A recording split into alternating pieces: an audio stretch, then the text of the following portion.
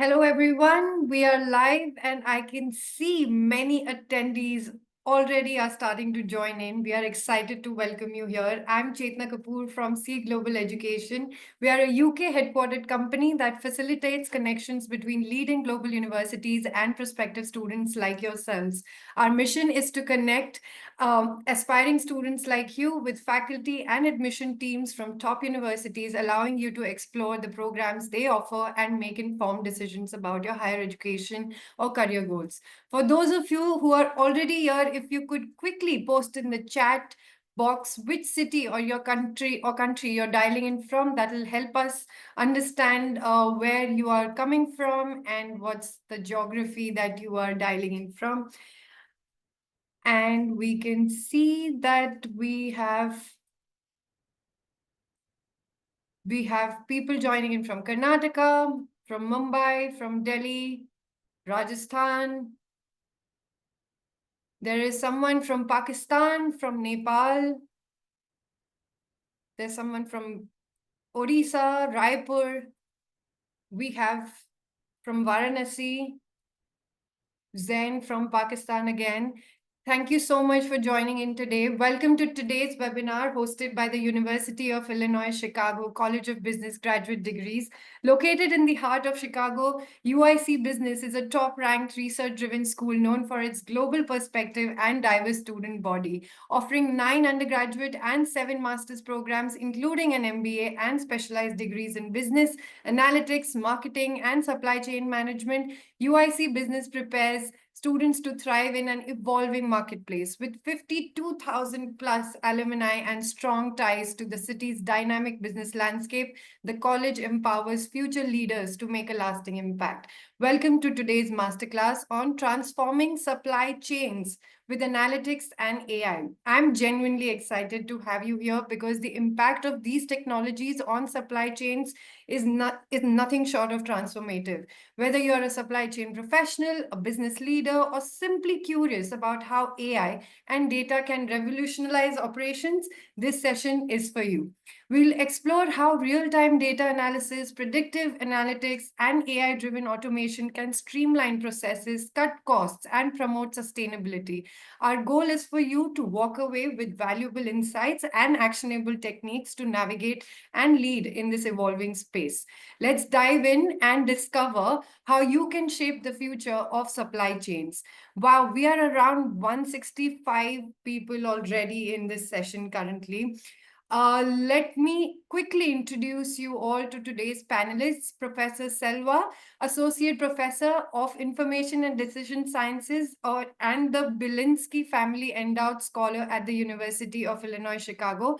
His research spans operations research, decision intelligence, and machine learning, earning various accolades in the field. He holds a PhD and MS from Carnegie Mellon University and brings a wealth of expertise to today's discussion. Welcome, Professor Silva. We are also joined by Jeff Jewett, Assistant Dean for Graduate Business Programs at the University of Illinois, Chicago. With extensive experience in graduate business education, Jeff leads student services, drives enrollment growth, and works to enhance the student experience. We are excited to have him with us today. Welcome, Jeff. Before we get started, here's a question for the audience, and I will be launching a poll question in front of you so that we can understand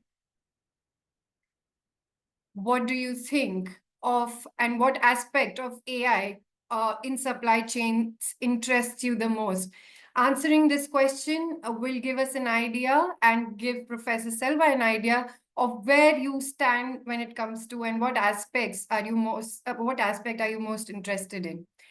I will put this poll on your screen for a couple of few more seconds. And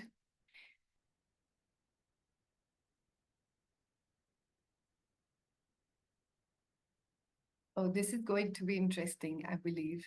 Is this optimizing logistics and transportation, predicting demand and reducing waste, enhancing sustainability and ethical sourcing, or improving efficiency and manufacturing distribution? I will now end the poll and we'll see the results. So the maximum vote goes to optimizing logistics and transportation, and followed by predicting demand and reducing waste. Professor Silva, just a second.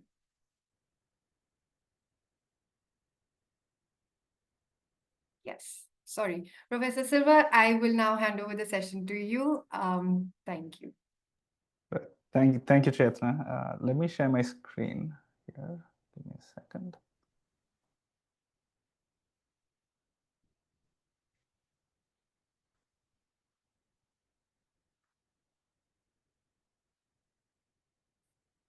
Can you see my screen? Yes, I can. Yes. Okay, perfect. All right. Hello, everyone. Good morning, good evening, depending on which part of the world you're from. I saw the poll responses, which is great. And you'll see a lot of logistics and transportation, among other things. And so it's also great to be able to have communication networks and platforms to be able to connect this way and exchange ideas. And so the topic of my talk, as Chetna said, is supply chains. And that's a different network, perhaps more silent than communication networks, that does connect us all. So I'm sure over the last few days or the last week, if not maybe today, you've ordered something online and got it delivered to your doorstep, or you've just gone to the store, ordered groceries. And all of these activities are supported by supply chains. So it also happens to be the backbone of the global economy, so it's quite important. But it also has a personal feeling, right? So everything that you do from the time you wake up till you go to sleep, in some ways, is related to supply chains. And what I'd like to share with you is the perspective that I take around analytics and AI for supply chain excellence and sustainability. I've been at UIC for a little bit over a decade now. I think I'm closing in on 11 years. And so this will be a very Chicago perspective too. And so as I was preparing for this talk last week, I was thinking, if all of you, right, there are many of you online, if you all were here in Chicago, how would I have shared this perspective with you? I would have likely taken you to a few attractions on supply chain in Chicago, shown you that, and shared what I think about supply chains in my research. So let's not avoid that just because we're online. So I want to take you on a virtual tour. So how I want you to think about my talk is that it's my personal supply chain tour followed by a debrief. And so this is how we'll proceed. We'll begin with the virtual tour that visits 3 supply chain attractions in Chicago.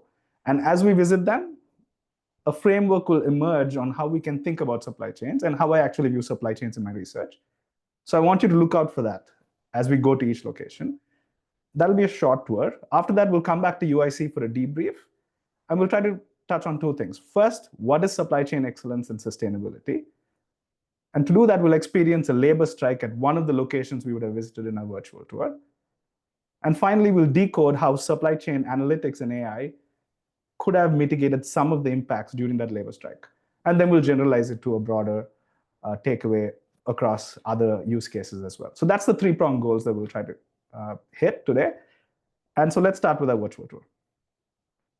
So I can't think of a better meeting point than outside my office at UIC, and that's a picture of what you see when I come out, if you're with me.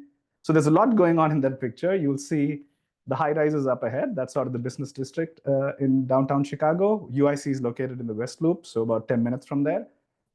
You'll see a rail track, which is what I take in to come to work sometimes. There is a highway, a lot of highways. You'll see some containers moving goods across as well. And there's a green space. I don't know if you look closely, you'll actually be able to see a UIC sign in red at the top. Professor Silva, can you double check that you're sharing the screen? I'm sorry to interrupt, but I'm not able to see it on my end. I'm not sure if others are having the same issue. We can see it, Jeff. Okay, yeah, sorry. I've shared it. Yes. Yeah. Can everyone see it? Yeah. Yes. Yeah, you can? Okay. See it. Okay, good. All right, great. So that's the picture outside my office. On the right, what you'll see is a map of our tour. And so we'll start here. This is UIC, and there are 2 locations close by. It's within walking distance. But one of the locations is about 20 to 30 minutes away. Okay, so let's start by going to this location in Chicago that's a bit further away from UIC, and then we'll come back. So let's go to our first stop. And you said you like transportation. we'll go to the Centerpoint Intermodal Center, which is North America's largest inland port. Okay, this place is absolutely massive. So it's 6,400 acres and about 3 million containers pass through it annually. And it's a nice symbol of the logistics powerhouse that's Chicago, right? To give you a sense, about a quarter of the US population can be reached from Chicago within about 8 hours. So 500 miles, say you drive at 70 miles per hour, that's about 8.3 hours, right? So the connectivity is great. Most of the largest railroads also cross through Chicago. So if you're sending a product in a North American supply chain, there's a good chance that Chicago had something to do with it. And so what I'm showing you here in terms of logistics transportation is what's referred to as the physical layer of a supply chain. And that's what we think about when you think about supply chains, right? Physical movement of assets and goods. And in many ways, that's the heartbeat of the city of Chicago. Let's now move to the next stop. That's the Chicago Mercantile Exchange, or the CME Group. It's one of the major commodity trading hubs in the world. And at this point, you're probably thinking, I'm just taking you now to the places I like to visit in Chicago. It is true, this is a beautiful place. But I want you to stop a bit and think, why would a commodity trading hub be relevant and the second place we visit in a supply chain tour? Okay, so I want to take 5 seconds, think about it, and maybe put some thoughts in the chat. Why would a commodity trading hub be relevant?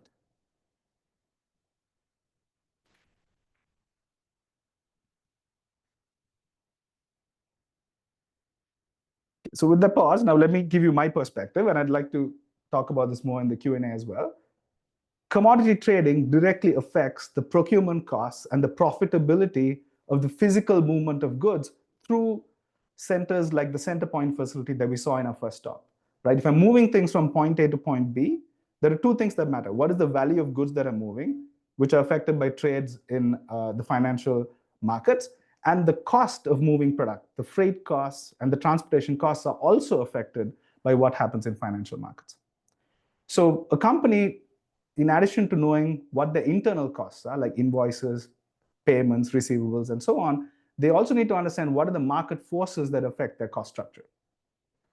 And so this is the financial layer of a supply chain.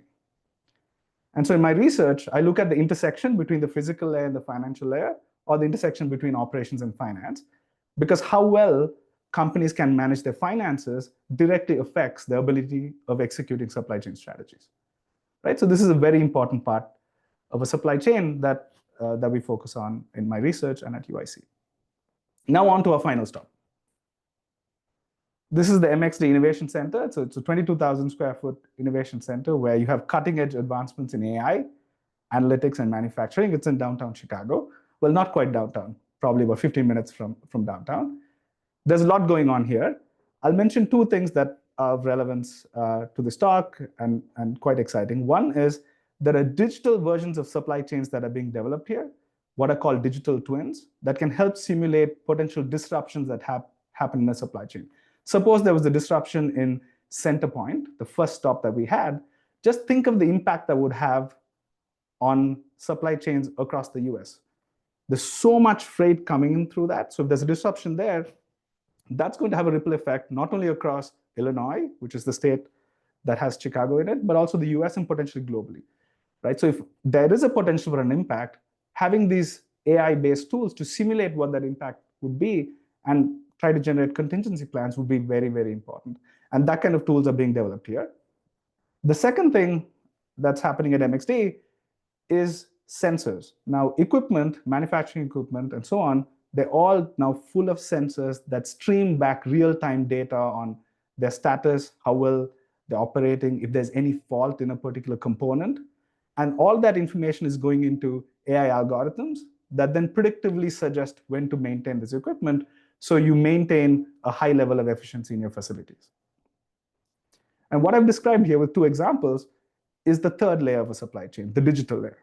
And so this is where your analytics and AI capabilities of a supply chain sit. And usually when someone talks about analytics and AI, I usually ask, why is this adding business value, right? In our context, the digital layer helps you act effectively across the first two layers that we saw, the physical layer and the financial layer. With that, let's wrap up our tour and let's head back to UIC. Okay, and this time I'm going to take you to one of our classrooms. It's called Douglas Hall. That's a building that has classrooms. And let's use what we've seen in these 3 stops to understand supply chain excellence and sustainability and how analytics AI can help in that context. So first, let's summarize the key takeaways from our tour. We've understood that there are 3 critical layers in supply chains. The first layer is the physical layer that we saw at the Centerpoint intermodal facility. It deals with the movement of goods. And that movement could be between a supplier and a factory and a warehouse to a store or an outlet, or what's called the last mile from the store to the consumer. And when you think of a supply chain again, this is usually what people talk about, right? The physical movement of goods. And what I want to emphasize here, sort of a first takeaway of the session, is that equally important is the financial layer and the digital layer. The financial layer ensures that the flows in your physical layer are profitable and cost efficient. And the digital layer is what powers analytics, AI, and data-driven decision making. So I'd like to think about a simple analogy, right, to make this a little bit more concrete. At a human level, the physical layer is like your hands, legs, and muscles. It's what lets you move things around. The financial layer is like your wallet and bank account. It ensures that you have resources to do things that you want in the physical layer. And the digital layer is like your brain, eyes, and other senses. So it gathers information and helps you make decisions. And so coordination between these 3 layers is super important, right? But it's also like harmony in a song. When there is coordination, you don't notice it. It's only when coordination breaks down and supply chains stop working that you definitely feel the impact. So as the song goes, right? So you don't know what you got till it's gone. So let's ask the question, what happens when it's gone? What happens when coordination breaks down? Okay, and we'll use one of the places we visited. Let's go back to our Centerpoint facility, the first location we visited, and imagine what would happen if there's a labor strike at Centerpoint, specifically a railway worker strike. Okay, and that's going to happen at day 0. And as soon as that happens, naturally, railway shipments will stall. Warehouses will now start having higher and higher goods because you wouldn't be able to take goods out of the warehouses, and there might be trucking delays. And given the importance of a facility like Centerpoint, this will have ripple effects across the whole region. Now, what happens in the physical layer is not going to be isolated. It's going to affect the financial layer. Transportation and fuel costs are going to surge. And so companies now trying to find alternate modes of transportation, say instead of rail, I'm moving to trucking, they'll have to pay a higher cost, right? So now if I'm moving things from point A to point B before, and if that move was profitable, given the increase in transportation costs, now that might be happening at a loss. And so that's an issue, right? So now the digital layer has to come and try to resolve the issue now. And looking at a company's digital layer is quite important because it allows us to separate companies into 2 groups. The first group of companies are what I'll refer to as reactive companies. These companies are basically looking at what's happening in day 0, what's going on in the physical layer and the financial layer, and they're going to try to minimize the cost of handling this crisis. So they're operating in crisis mode, right? So what would I do? I'd like to maybe reroute the shipments away from Centerpoint, try to find trucking capacity, and so on and so forth. And that's fine, and that's important. But for these reactive companies, an important question you need to ask is, did the digital layer miss a material risk? That is, could the digital layer have predicted that a railway worker strike was happening and not be operating in crisis mode, but have been more proactive? And why is that important? If they were proactive, maybe they wouldn't have to deal with all of these issues in the supply chain, which would lead to better service and lower costs. Okay, now let's look at an example of a company with a strong digital layer and how they might have handled this differently. Okay, so instead of day 0, this company starts working and trying to predict the risk of a worker strike much ahead of time, right? So let's say 10 days ahead, 2 weeks ahead, and that's reasonable, right? So a worker strike doesn't happen overnight. There's usually stuff that you see in the news, and it's an evolving situation that results in a strike.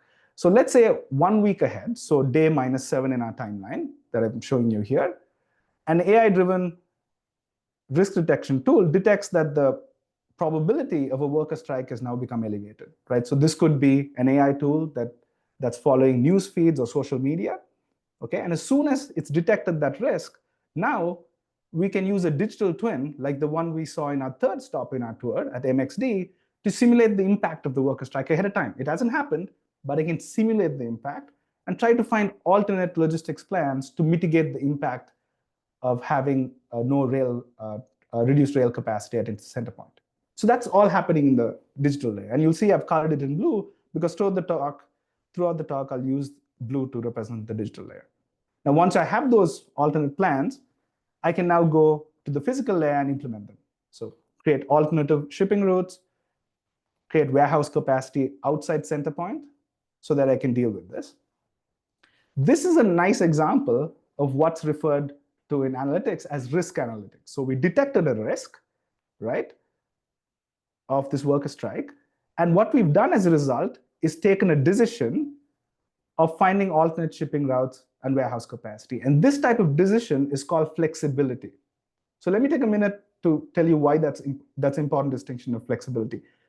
Having this additional warehouse capacity would not have value if there wasn't this risk of a railway strike in the future, right? Suppose everything was going to go very nicely in the center point facility, then there's really no need to find alternate shipping routes and additional warehouse capacity. So the value of a decision that adds flexibility to your supply chain is closely tied to future risks and being able to detect them, right? So that's where AI and decision making come together very nicely. Adding flexibility and AI-driven risk detection go hand in hand. So let's say that happened 1 week ahead of time, and now we're in day -5, 2 days have passed, and we see that the risk of the worker strike is continuing to increase. Now what I can do is I can engage my financial layer and try to lock in transportation costs. Because one of the things that we saw with the reactive company is they had to deal with higher costs for transportation, and that could lead to financial losses. But now I can engage my financial layer to say, let me try to find transportation deals so that I can lock in the cost of transportation. It might be higher than what I typically pay, but certainly lower than what would happen in a crisis. Okay, then I can adjust my delivery schedules, avoid peak disruption periods, and so on. Now I come to day 0 with this proactive company, and the worker strike hits. It doesn't mean I won't have any reactionary plans, but instead of operating in crisis mode, now I have a structured, optimized response to what's going to happen in day 0. I'll still have to make changes in day 0. Plans don't go 100% as expected, but certainly this will allow the 3 layers to operate better.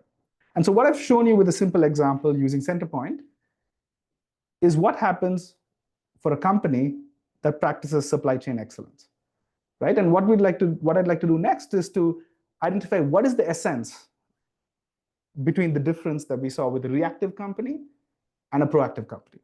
What is fundamentally the difference in thinking about supply chain and analytics? The proactive company really thought of the physical, financial, and digital layers as strategic assets, right?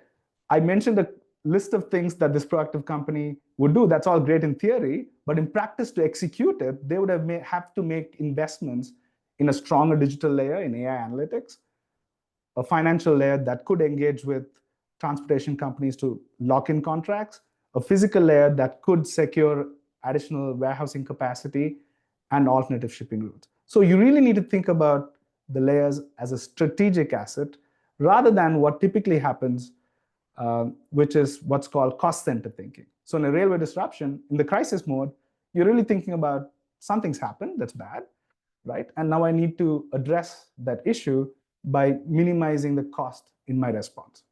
Like there's price surge, there's a supply chain breakdown, how do I fix it?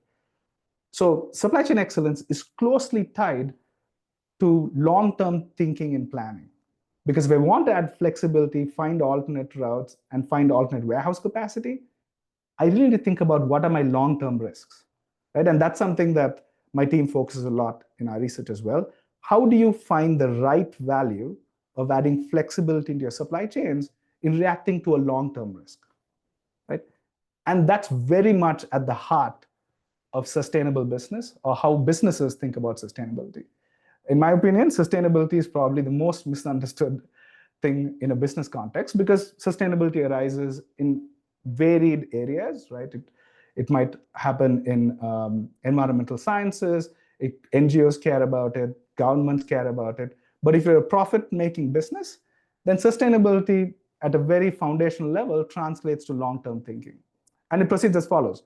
You first need to ask, in the environment within which your business operates, what are the material risks that could affect my business, right? In our example, it was freight capacity and costs at Centerpoint, because there was a facility that we're using a lot, and if the rail breaks down there, that would have major implications on my business.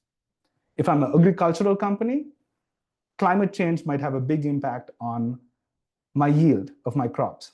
And so in that case, rise in temperature would be a material risk. If I'm a company that uses a lot of water, and fresh water is very important to me, then water resources are a material risk, right? So sustainability, the first step in sustainable thinking is, what are the material risks that could affect my business in the long term? And the challenge, though, in planning is that these risks don't happen every day. Like this worker strike, the railway worker strike, it's not going to happen all the time, right? And so you really need to take a long-term view to correctly value investments that mitigate long-term risks. And that's not easy. And that's where AI analytics can really help a lot, to bridge this disconnect between long-term thinking to mitigate loss and reach supply chain excellence versus short-term cost-centered thinking, which also uses analytics and AI, but in a very different way. Okay? And so this investment mindset is what we need to reach supply chain excellence. And as investment goes, if you ask a company, and suppose you're working in a company and you ask somebody that you want to invest in a stronger digital layer, say like a proactive company, the question you're going to be asked is, what is the return on my investment, right? So let's look at what is the return on investment if you do try to strengthen your digital layer and improve analytics and AI in a company. So there are two critical areas that the digital layer helps. One is decision-making, and the second is performance management, right? In decision-making, we've already seen two examples. One is risk analytics and adding flexibility, like we did in the Centerpoint case. So we detected the risk of the strike ahead of time, 1 week ahead of time, and then we added additional warehouse capacity and found alternate shipping routes. That we've seen. And another category of decision-making that's really helpful is to react to things on the ground, right? So even though we were proactive a week ahead of time, in day zero, we still had to reroute shipments and so on. And that nature of decision-making is a little bit different from risk analytics and flexibility. It's more about optimizing for efficiency, right? It's not optimizing for flexibility using risk. It's more of optimizing for efficiency. So these are the two main categories of decision-making that the digital layer supports and that my research also focuses on.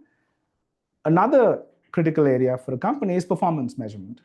Right? Every time you make a decision, one of the main questions you want to ask is, what performance is it improving in my supply chain?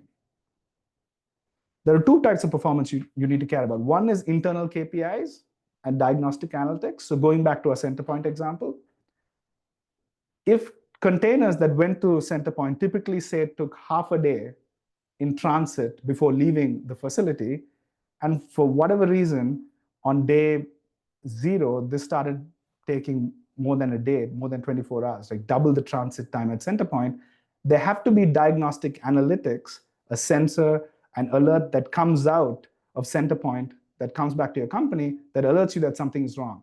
If you don't have this alert, you can have the more sophisticated decision-making stack in your company and digital layer. It doesn't matter because you don't even know what you're reacting, right? So the signals, those diagnostic signals and internal KPIs are critical, and it's something that strengthening your digital layer can give you. But that's all internal, right? The other performance measurement you need to do is external. So you need to think about benchmarking with competitors and market analytics. All of this is analytics, and that's great.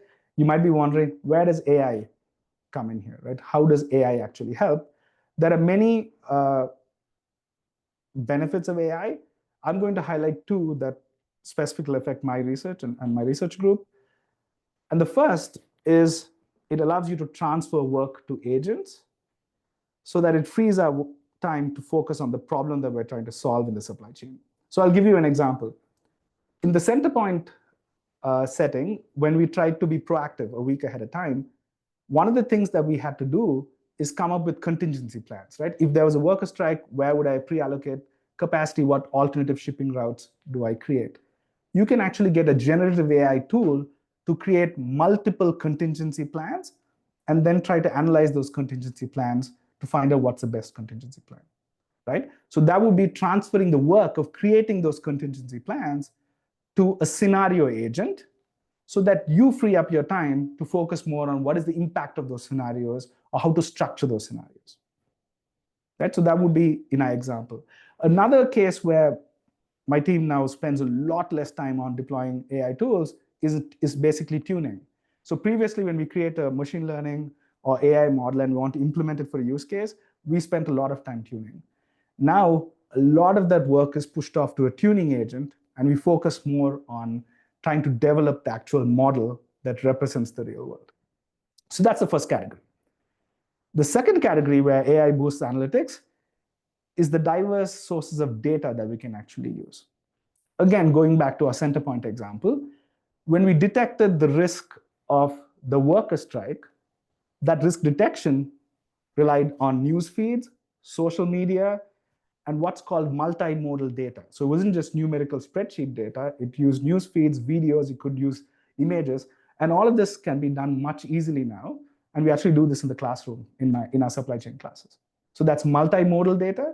And it's also dynamic data because news comes as a feed. It's a stream of data, right? And the last category of data where AI helps a lot is synthetic data. I call this the no data problem, not the big data problem. A lot of time when you're looking at long-term investments and so on, like I do in my research, you don't really know how the world is going to look in the future, right? And so generating these alternative scenarios of how the world will look like, you can use generative AI. You've probably heard a lot about generative AI in the news. And these two benefits that I'm talking about related to AI, you might say, this is not specific to supply chains alone. This is applicable to anything, right? So why should I think of AI for supply chains? Why is that intersection important? So I think there are two reasons. One is the scope of AI applications in supply chains is huge, right? So the physical layer, I gave you some examples. In the financial layer, I spoke about contracting and so on. Just budgeting, compliance, all of these issues, dealing with global supply chains, you have to figure out how to comply with rules across different regions. All of that AI can help with. But that's not here or there. That's probably true for a lot of different cases. The second thing that I think is really exciting is what is the value AI and generative AI can bring to supply chains. Use cases are evolving right now in industry, but initial data suggests that supply chains are likely a very unique value proposition for generative AI. So let me show you a table regarding that. So this is a report from Quantum Black by McKinsey, and it shows us the cost decrease and revenue increase of generative AI adoption in 2023 by different functions. So marketing and sales, risk, legal, and compliance. So I've highlighted supply chain and inventory management here, which is relevant to the stock. So the grayish blue bars here signify decrease in cost. And the lighter blue bars signify increase in revenue, right? And you'll see a number here. So in this case, 46% for supply chain on the left. That's the number of respondents in the survey that said generative AI adoption in 2023 led to a cost decrease. So 46%. And revenue increase is 53%. So if you compare this across functions, you'll notice that both on the cost decrease side and the revenue increase side, supply chain and inventory management is in the top three. That it's in top three as a value proposition, and that's unique to that particular function. So that's really exciting, right? Because ultimately, when there's a lot of things happening, like in the AI revolution, I think what at least I in my research group focus on is where is the value of using AI? And it really seems that supply chain inventory management is one place. And you've seen some examples, simple examples where that can happen. In the few minutes that I have left, let me now move to the frontier. What is sort of at the frontier of AI analytics and supply chains? And I want to show you a workflow that we actually use in my research group when we work with companies and other engagements. So this is how we integrate AI and decision making in a supply chain context. We first have a data layer that you see on the left here. And this has different types of data. It could have internal company data, financials and operations data. It could have sensor data, like what we saw at MXD, where you have sensors and equipment and so on, and that gives streaming data back. And you have normative scenarios. So normative scenarios are what you get from generative tools, AI or otherwise, where you don't have data about the future, so you generate potential scenarios. So you have these three broad categories of data. And we bring all of this together in what I call the data fusion and risk modeling layer. So what this layer essentially does is it tries to identify for the particular problem I'm trying to solve, like suppose I'm trying to invest in new capacity for a warehouse, what are the risks in the environment that are most material to the decision that I'm taking, right? We saw that in the Centerpoint disruption case, freight costs and capacity were material. Like that, here we'll detect what are the material risks. And in addition to just detecting the risk, we'll actually try to quantify it, right? So we use tools called uncertainty quantification tools to do this, where we develop stochastic processes, distributions, and use AI tools to calibrate these stochastic models. Once we have this calibration done, then we have a decision valuation and optimization agent that essentially takes these material risks and uses them to value different decisions. So if I'm investing a unit of capacity, how much value would that add to my business? That's actually a very hard problem to solve, right? Just not even optimization, just trying to figure out, I'm making this decision, what is the actual value of that decision in the long term when a lot of variability is there in the market? Okay, so that's a specific focus of our research, to get the value of these decisions right. And once we have the value right, then you can optimize over that value, right? And you'd be surprised at how many times people jump to optimization without thinking about what is the value of that decision. And AI can really help here because now I can integrate a lot of different data to identify what is the value of that decision. And here we use optimization and reinforcement learning. Those are the techniques behind it. And then out comes supply chain decisions and performance. Now, the way I explain this, you might be thinking the workflow that we follow starts with data, then risk modeling, then valuation optimization, right? In fact, it's exactly the opposite. You start with what is the supply chain decision you're trying to make, what is the performance metric you're trying to improve, and then work backwards to figure out what is your data, risk, and optimization decision-making stack. Otherwise, there'll be a lot of waste in the process, and it may not help improve performance. And so this workflow that you see here is quite adaptive, right? So it has a risk modeling layer, it has a valuation optimization layer. So we're really talking about making adaptive decisions that change as markets evolve, as time evolves. And second, we're also not talking about decision support here, right? We're really talking about collaborating with a human to make decisions together. And what's really exciting to me about research and industry is this thinking, which we've been working on for over the last decade, is now very much a part of industry and supply chains. And it's called decision intelligence in practice. And here's a picture from Gartner explaining this. And it has two axes here, right? On sort of the y-axis, you see decision styles. Typically, you think of AI as supporting a person making a decision, but now we're really moving to what's called decision augmentation, where a person and a person and a machine work together to make a decision, or you're automating decisions, right? So that's how the decision style is evolving. And then the decision types are moving from well-structured decisions to more adaptive decisions. That's the workflow I already showed you, right? But this is practice. That was research, this is practice. And you might say, decision intelligence is maybe 1 out of 10 and 15 things that's happening as part of the AI revolution. So why focus on decision intelligence? And that's something I care about a lot because This is something that I personally spend time on, my students spend time on, and others, my collaborators spend time on. And what's exciting about decision intelligence and the use of AI in supply chains is that it has transformative potential. So here is a prediction from Gartner's 2024 AI hype cycle. I'll send a link after the talk to this.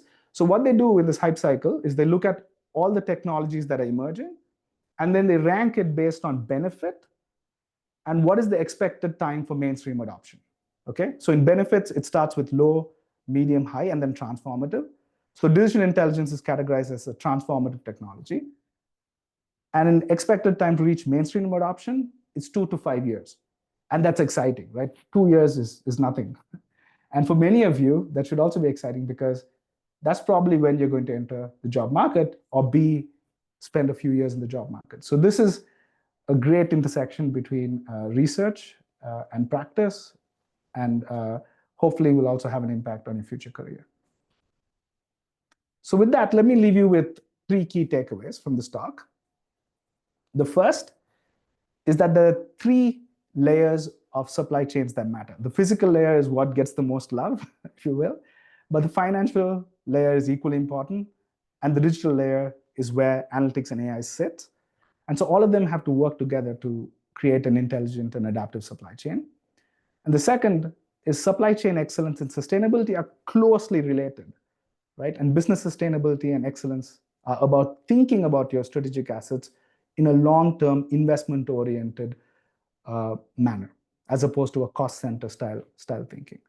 And if you want to strengthen your digital layer and invest in it, AI and decision intelligence are already transforming supply chains and are likely to be mainstream in the next couple of years, so which is very soon. So the future of supply chains, what excites me the most is we're really thinking about systems that are able to anticipate the future, quickly adapt, and thrive as systems change. So I hope you'll be a part of this transformation. And today's discussion gives you some ideas on how you can contribute, as I am trying to shape the future of AI-driven supply chains. So that concludes our tour and debrief. Thanks, and I'll be happy to take questions later in the Q&A. Thank you, Professor Selva, for sharing your invaluable insights on how analytics and AI are transforming supply chains. Before Jeff tells us more about University of Illinois Chicago's College of Business graduate degrees and its programs offering, let's run our second poll question, which will flash on your screen.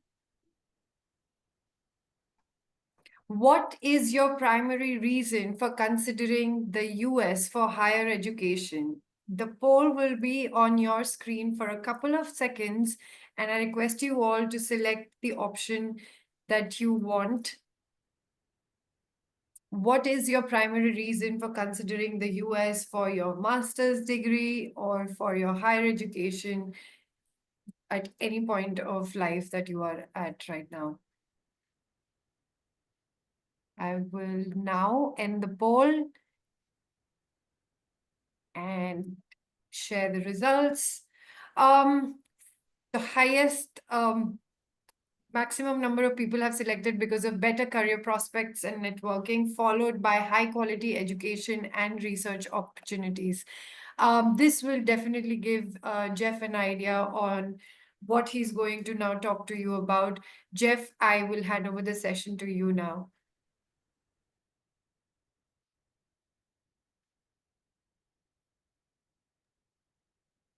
All right. Good evening, everyone. Can everyone see my screen okay?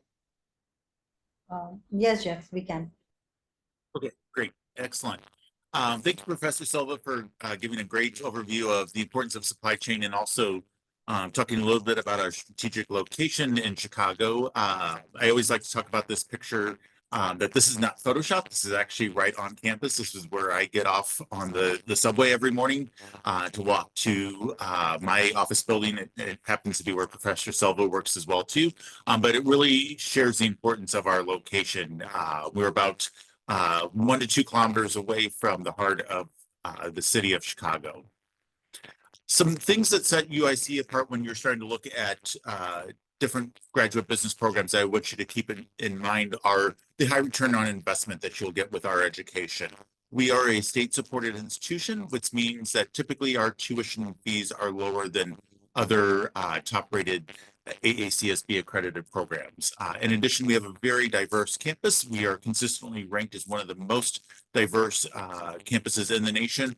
And typically about anywhere from 30 to 40% of our students in our graduate business programs are international. So that makes for very insightful classroom discussions. It means you get to connect with people from all different backgrounds as well, too.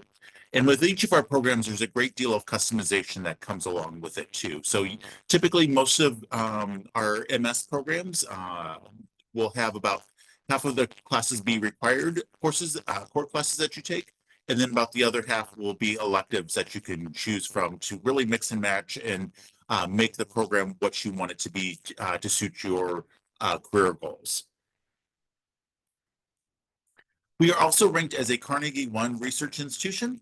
And what that means is that our university is ranked in the highest level of research productivity that a university can be in the US. In fact, we have over $500 million in investment activity, in research activity each year that takes place at UIC. In addition, we have 35,000 alums in the Chicago region that graduated from UIC Business. So when you're looking for a job in the Chicago region, chances are there is a UIC Business connection that you can connect with.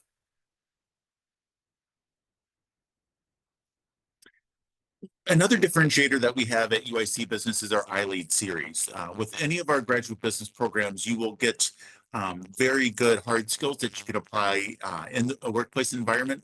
But being placed in a U.S. company also requires some very strong soft skills as well, too. So we've utilized improv techniques to make sure that individuals that go through the program are comfortable in negotiation skills, presentations, and just general interpersonal communication skills. It really gets individuals out of their comfort zone, but really helps them in their day-to-day work environment. We also have some bragging points that we're really proud of. I talked earlier about that we are a very diverse institution, but a number of our graduate business programs are ranked as well too. So our flexible MBA is ranked by US News and World Report, and then our programs in business analytics, finance, and marketing are all ranked by QS World University rankings. That means that you will get a top education no matter which program that you choose at UIC. And in terms of our program offerings, we offer an MBA program, and this can be typically completed in anywhere from 1 to 2 years. So if you're looking for that traditional 2-year experience with an MBA, we offer that, but you can also complete it in as little as a year's time frame as well, too. We also offer 6 specialized master's programs, and all of them, with the exception of our MS in Marketing program, are STEM designated. And our program offerings include accounting, business analytics, finance, management information systems, marketing, and supply chain and operations management. With any of our Master of Science programs, they each require a minimum of 32 credit hours and typically can be completed in anywhere from 2 to 3 semesters. Most international students that are coming to our programs will complete an MS program in about 3 semesters time frame, and you can come from any academic background as well too. What that may mean is, though, when you start your studies, you will be assigned additional prerequisite courses that you'll complete in your first semester and then continue on with your required core classes. Our flexible MBA program, again, as I mentioned, can be completed in anywhere from 1 to 2 years typically. While we like to see more than 2 years or 2 years or more professional work experience post-bachelor's, that can be waived for highly qualified applicants. So if you have a strong GPA, any internship or work experience, that will make you a strong candidate for waiving that work experience requirement. The way our MBA program is structured is that you will have 6 required core classes. So those are your typical MBA core classes that you'll see, like finance, economics, marketing, and then you'll have 4 elective courses that will make up your concentration. So you can concentrate in such areas as finance, marketing, business analytics. We have a number of different offerings for you with our flexible MBA program. And again, I talked a little bit about the core curriculum, and then also I've listed our popular concentrations that are offered within the MBA. We also have joint degrees that if you are looking to get knowledge areas from two different areas, this is a great way to get 2 degrees at the same time in a shorter amount of time frame as well too. So our MBA has joint degree offerings with many of our programs and some of our specialized master's programs as well. I know in terms of time, I don't have a lot of time to really dive deep into each of our programs. So one of the takeaways I can give you is to look at Business Connect and learn more about each of our different business program offerings. So this will give you a good idea of what required classes are available, what electives you may be able to take in any of your specialized master's programs. You'll even be able to see what times classes are typically offered as well too. It's a really helpful tool in letting you understand what are the requirements for the particular degree that you're looking at. Again, businessconnect.uic.edu, and then search under the grad tab and you'll get a wealth of information on our different program offerings. We also have a number of business student organizations that you can get involved with as well too, and really recommend getting involved with one or more student organizations once you start. This is a great way to network with industry professionals, work with individuals that may be hiring. So, depending on what your interests are, we have degree-specific programs, for instance, in business analytics. We also have a graduate student advisory board. It's a really great way to connect with your classmates and make those industry and professional connections that are so valuable for job placement. We also have a dedicated business career center that will help with networking strategies, developing your resume, having a strong LinkedIn profile, and again, recommend getting involved with the business career center from day one once you arrive on campus. Waiting till the end of your studies is not the time to start your career search. It really takes a couple semesters to hit the ground running and make sure that you're fully prepared for that job search. So making sure you connect early on with them is vitally important. And this is a sampling of companies that hire at UIC Business. So it's a who's who of companies in the Chicago region and beyond. All of the big 4 firms are represented. We have a large number of finance and supply chain organizations represented as well too. And we're really proud of where our students go on to work upon graduation. Next, I want to talk a little bit about the application requirements. Applying is done fully electronically with our online application.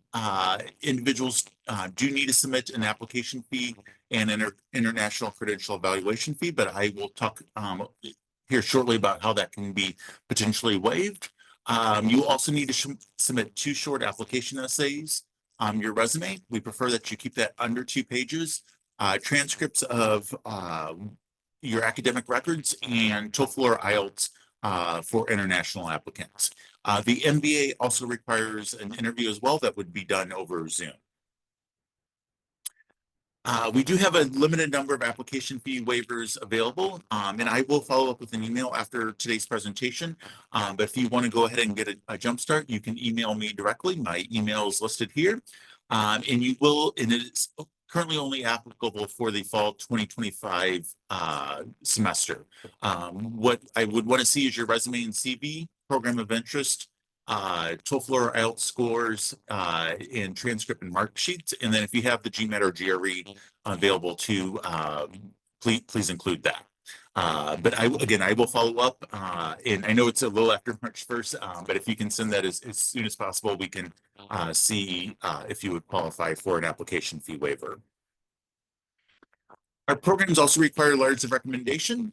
Recommendations can be professional or academic.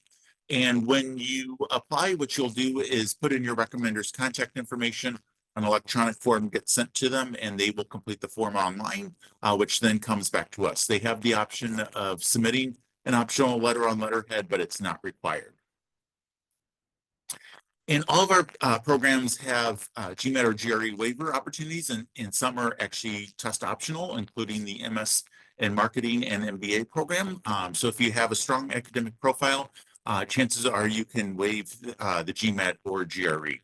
However, having a strong GMAT or GRE score can help with admissions consideration and also scholarship opportunities.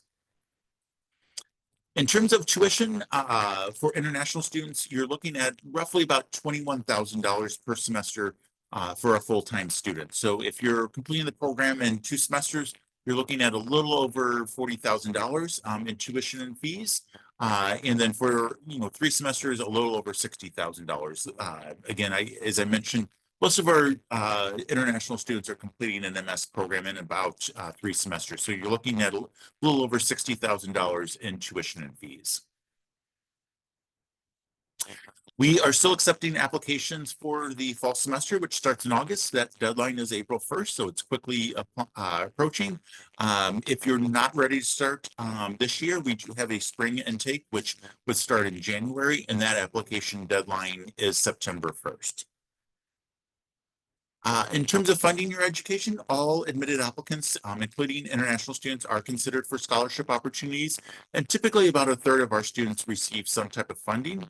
We also offer graduate hourly positions, which allow for up to 20 hours per week, and the salary is roughly about $30 an hour. So it definitely can help with living expenses, and you can get really valuable knowledge as well working with a professor or a staff member within the College of Business as well too. So there are different ways to help offset the cost of tuition, and for international students, both scholarships and those graduate hourly positions are the 2 most popular ways.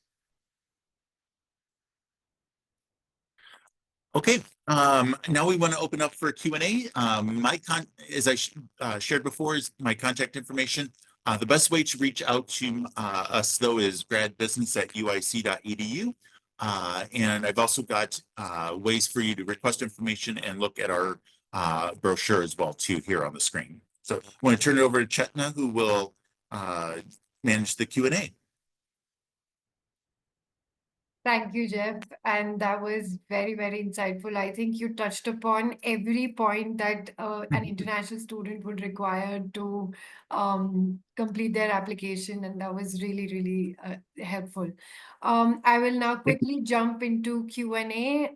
The first question that I would like is for Professor Selva to answer. Professor, what are the most in-demand technical skills for someone looking to enter the supply chain analytics field? Well, that's a great question. So That's my personal question. I see. Yeah. So we regularly go and interface with companies to figure out what skills are needed when we create a curriculum and so on. And we just did this recently, so I have some answers for you. So the first thing that companies look for in the supply chain context is not only the AI tools, because you might, for example, take a computer science degree, right? That might also teach the same tools. What they really want to understand is, are students able to tie those AI, analytics, machine learning skills with supply chain use cases?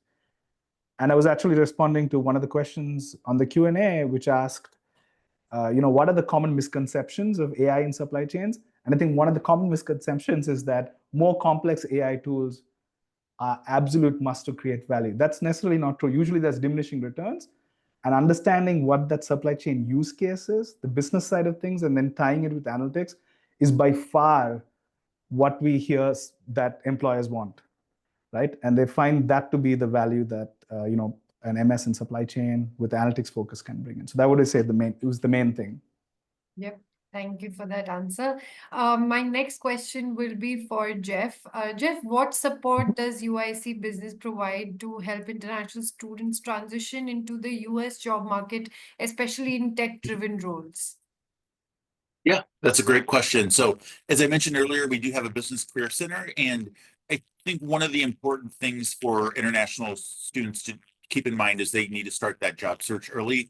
And it might be a little bit different than what they experienced when they got placed in their home country. That it's a partnership really between the student and our business career center in terms of taking the time to meet with employers, taking the advice of what it takes, or in going through a mock interview and taking that advice on how to improve your interviewing skills. Probably one of the first things that will happen is they will rip apart your resume. And I think you need to realize that that's something that's going to be a helpful tool. And I think it can be a little overwhelming at first, but what I've seen in terms of successful job searches, and this is a big number, but typically students need to spend about 10 to 15 hours per week to be successful in their job search, and they need to start that job search early. Waiting until the final semester to start looking for jobs is not the strategy that an international student wants to take. It is challenging to be placed in the US. I will be very upfront and frank about that. But if you work with the Business Career Center, make connections with alums, get involved in a student organization, your search is going to be easier than someone that waits until the final their final semester. All right, thank you, Jeff. There is also a follow-up question, Professor Selva. When I was talking about the in-demand technical skills, there is a student who's wanting to ask what soft skills are also necessary alongside the technical skills for a successful career in data-driven decision making. Yeah, so I can take that. So in one of the slides I showed like the supply chain of going from factories to the consumer, right? So if you think about, if you're working in a supply chain analytics role, sort of the value chain that they expect from a hire, the last mile is actually communication, right? You can do advanced analytics. Now you need to be able to take that and communicate those skills. And so I would say presentation skills. The second thing would be being able to bridge technical matter with business terminology and business value. These are two soft skills that we find to be critical, especially if you're working in a business role using analytics, like in supply chain. Okay, and what are the key technical and theoretical concepts covered in AI-related courses, and how does this prepare any student for real-world applications? Yeah, so I'm actually teaching an AI course in supply chain right now this semester. So I'll tell you some of the topics we cover there. So right now we're looking at forecasting using AI. So previously, say you had a store with multiple products and you're introducing a new product, right? You usually had to do like market surveys and so on to figure out what the demand for that product would be. Now we're using what are called global models. Global models are machine learning models that would be trained across multiple time series of products. And now when you introduce a new product, we can look at similar products automatically and forecast that time series. Now, all of that can be done for free, right? So the tools that are out there are free. And a lot of the students that are taking my class have very basic programming skills. So they're not like hardcore programmers. And now the tools have become so much more accessible that we can actually have students in my class do prediction and forecasting on transformers without any background in Python, right? So that's how far we've come. And these tools have become really accessible. So that's one. We also do digital twins in my class. So that's something I mentioned in the talk as well. We actually create supply chain digital twins, simulate disruptions, and see how that works. And then the last part of the course that I'm teaching is on decision making. So AI-driven decision making. So how do you actually take all of that information, the data, the forecasting, and put it into a situation where you can make transportation decisions, procurement decisions, and other decisions, and assess the value of those decisions. So those are the three categories. Thanks. Wonderful, thank you. Jeff, this question is for you, the next one. What makes a strong application for programs like the MBA or Masters in Business Analytics?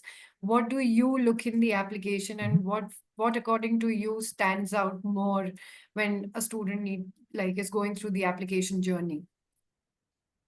Good question. And the term that you'll hear a lot, whether it be at UIC or elsewhere, is that we take a holistic approach, which means we really look at all aspects of the application. And I think the simplest way to explain holistic admissions is, someone may have a 3.7 GPA, which is a strong GPA out of a 4.0 scale, but they didn't get into a particular program, but their friend with 3.3 GPA got in. And they have those other holistic factors that we look at. So it might be work experience, their letters of recommendation, quality of their writing, all of those things are taken into consideration. So it's not just the GPA, it's not just one thing that we look at. We really look at the whole picture. So when we are granting admission, we really do look at all factors of that. And then also when it comes to scholarship consideration too. All right, and there is a follow-up question to this. Do students get application fee waivers, or are there any scholarship opportunities that international students can apply for? Yeah, so I will send out a follow-up email. We do have application fee waivers available for fall 2025 that for those that qualify. And then all admitted applicants are considered for scholarship opportunities. And again, probably about a third of our students receive some type of funding that helps offset the cost. And it is merit-based. And again, we take holistic factors into approach when awarding scholarships. All right. There is another question for you, Jeff. There's a student who's asking, because you had mentioned on your slide that it is either IELTS or TOEFL, but Duolingo is something, can they consider? We do not accept Duolingo. So we accept IELTS, TOEFL, and also PTE, which is Pearson Test of English. That one's not as common, but those are the three exams that we accept. All right. And this next question will be for Professor Silva. Professor, for international markets with less digital infrastructure, how can companies effectively use AI and analytics to optimize logistics and operations? So here, I'm interpreting digital infrastructure as potentially meaning there's maybe less live data and things like that. Yes, correct. Right. So So for maybe developing countries or like markets like those. right. So in these markets, I would say in many ways, right, AI probably has the most potential. And one of the examples I'd given in the talk as well is to manage things like disruptions or optimize operations.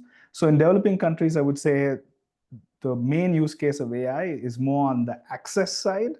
So how do you make these tools more accessible? So for instance, right, so if I'm thinking about a workforce in a developing country, they probably have strong training in basics like math, physics, and so on. But now I have capability of conversing with these AI agents, right? So it's not so much the data per se, but also the access to these tools. And my feeling is that the developing countries in many ways are better poised to take up AI to optimize supply chains, because it's not so much the technical tools. I think that's hopefully one thing I tried to communicate here. It's not so much the technical tools and the data itself. It's about how you can engage with these tools, right? And it's become much easier. And I think that's where the developing countries can definitely benefit from AI to solve these supply chain challenges. All right, I will have to wrap up the session. So before I do that, Professor Selva, last word from you on this AI and supply chain, a tip that you would like to share with students, how they can approach this industry, and someone who's not even coming from the background of this, how they can enter this industry. Any tip from your side? Yeah, I think when you're thinking of supply chain and analytics careers, I don't think you need to have a background in operations of supply chain. So my background, my undergrad was in aerospace engineering, okay? So supply chain management is very inclusive. You can come from very different areas, and I don't think anyone wakes up when they're born as a child and says, I want to become a supply chain analyst. And so it's a very inclusive area that has a place for everybody. And as you navigate the AI revolution, I think it's really important for the new generation to separate the signal from the noise. Focus on where the investments are and where the business value is. That's how we think about it at UIC. And I think that'll give you a lot of clarity in finding the right job and career. So I wish you the best. Thank you. Jeff, one last tip from your side to students who are applying or are going to apply in the next few days. Do your homework. This is a big decision that you're going to make, especially for international students moving across the globe. Talk with individuals, admissions representatives, speak with current students or faculty if you get a chance, and make sure you find a program that fits what you're looking for.